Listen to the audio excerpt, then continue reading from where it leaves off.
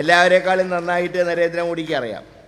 പക്ഷേ അതുകൊണ്ടാണ് കയറേണ്ട സ്ഥലത്ത് മാത്രം ഇ ഡി കയറുന്നില്ല, കയറാൻ പാടില്ലാത്ത സ്ഥലത്തൊക്കെ ഇ ഡി കയറുന്നു. അതാണ് ഇന്ന് ഇന്ത്യയിലത്തെ ഒരവസ്ഥ എന്ന് പറയുന്നത്. ഇതിനെല്ലാം പുറമെ ഏതെങ്കിലും ഒരു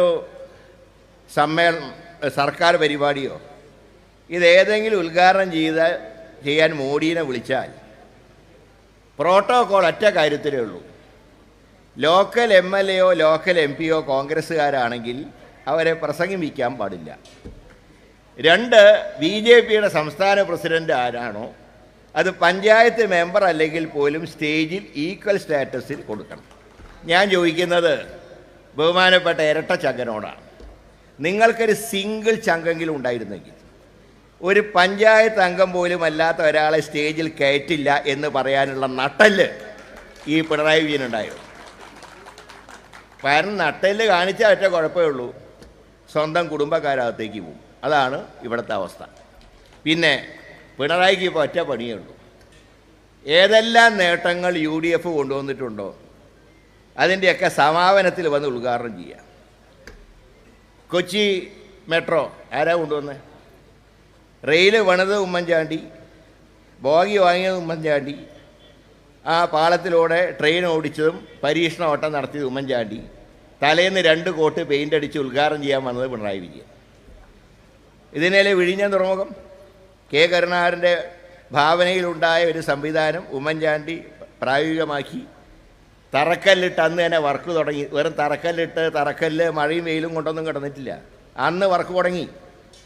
ഞാൻ പറയുന്നത് 2016 ഇവിടെ ഭരണ തുടർച്ച ഉണ്ടായിരുന്നുവെങ്കിൽ ഇത് 2020 ഈ ഘട്ടം പൂർത്തിയായി കഴിഞ്ഞാൽ. ഇതൊന്നും ചെയ്യാനുള്ള ഒരു കഴിവുമില്ല. എന്നിട്ട് ഒരു നാണവും കൂടാതെ വന്ന് പ്രസംഗിക്കുകയാണ് ഇത് ഇടതുപക്ഷ ജനാധിപത്യ മുന്നണിയുടെ നേട്ടമാണ്. ഞാൻ അതിനെക്കുറിച്ച് കൂടുതലൊന്നും പറയുന്നില്ല, പറയുമ്പോൾ അല്പം മോശമാണെങ്കിലും പറയാതിരിക്കാൻ നിവൃത്തിയില്ല.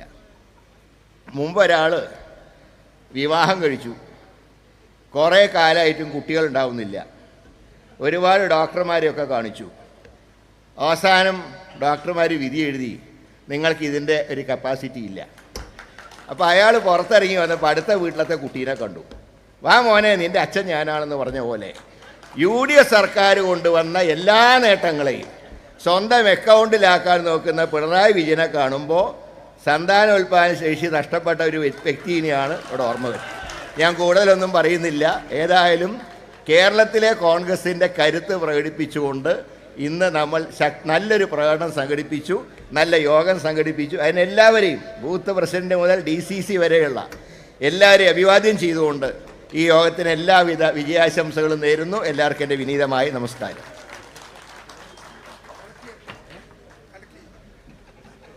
വീക്ഷണം ഈ പേപ്പറിൻ്റെ ഉദ്ഘാടനം പെട്ടെന്ന് ഒറ്റ സെക്കൻഡിൽ ആദരണീയനായ നമ്മുടെ സംഘടനാ ജനറൽ സെക്രട്ടറിക്ക് ഡൽഹിയിൽ അദ്ദേഹം എത്തേണ്ടതുണ്ട്, വിമാനത്തിൽ പോകേണ്ടതാണ്. ശ്രീ ജെയ്സൺ ജോസഫിനെ ക്ഷണിക്കുന്നു. ഒരു നിമിഷത്തിൽ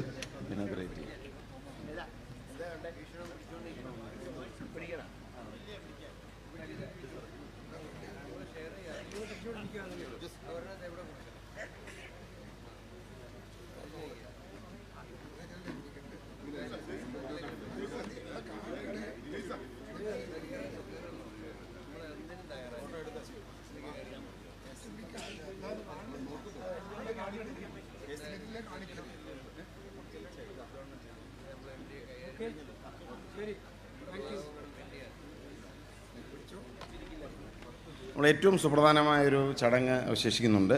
മുൻ ഭീകരവിരുദ്ധ പ്രതിജ്ഞ, നമ്മുടെ സഹോദരങ്ങളെ ഇന്ത്യയുടെ ശത്രുക്കൾ കൊന്നൊടുക്കിയതിൽ പ്രതിഷേധിച്ച് രാജ്യത്തിൻ്റെ ഐക്യവും അഖണ്ഡതയും സംരക്ഷിക്കാൻ ഇന്ത്യൻ നാഷണൽ കോൺഗ്രസ് പ്രതിജ്ഞാബദ്ധമാണ് സൂചിപ്പിച്ചുകൊണ്ട് ഭീകരവിരുദ്ധ പ്രതിജ്ഞ ആദരണീയനായ മുൻ KPCC അധ്യക്ഷൻ ശ്രീ MM ഹസൻ അവർ ഭീകരവിരുദ്ധ പ്രതിജ്ഞ ചൊല്ലിത്തരുന്നതാണ്.